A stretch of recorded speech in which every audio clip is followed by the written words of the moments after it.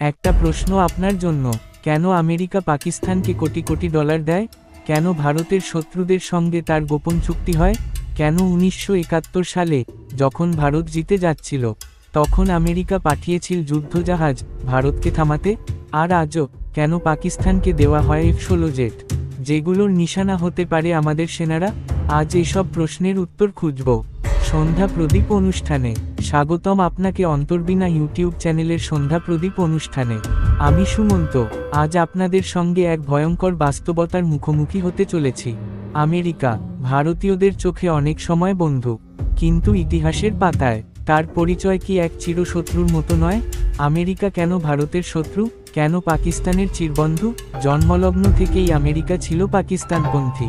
1954 সালে পাকিস্তানের সঙ্গে করে সামরিক জোট SEATO। পাকিস্তানকে দেয় আধুনিক অস্ত্র, যুদ্ধ বিমান আর ডলার সহায়তা। আর ভারত নিরপেক্ষ ছিল বলেই উপেক্ষিত। 1965 সালের ভারত পাকিস্তান যুদ্ধের মাঝেও আমেরিকা পাকিস্তানকে সাহায্য বন্ধ করেনি। নামমাত্র নিষেধাজ্ঞা, আসলে গোপনে চলেছে সহায়তা। 1971 সালের বাংলাদেশ মুক্তিযুদ্ধ ভারতের বড় জয়, কিন্তু আমেরিকা করল ঠিক উল্টো। নিক্সন ও কিসিঞ্জার পাঠালেন USS এন্টারপ্রাইজ যুদ্ধজাহাজ ভারত সাগরে।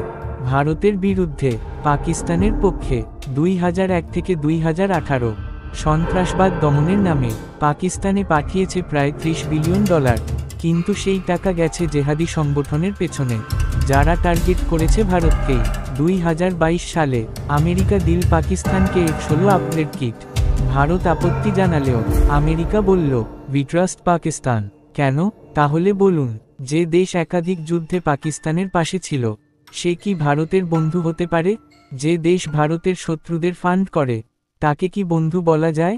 শুধু চীনের বিরুদ্ধে ভারতের প্রয়োজন, তাই বন্ধুত্বের অভিনয়? আপনার মতে আমেরিকা কি ভারতের বন্ধু নাকি শত্রু? ভারত কি আজও আমেরিকার ফাঁদে পড়ছে?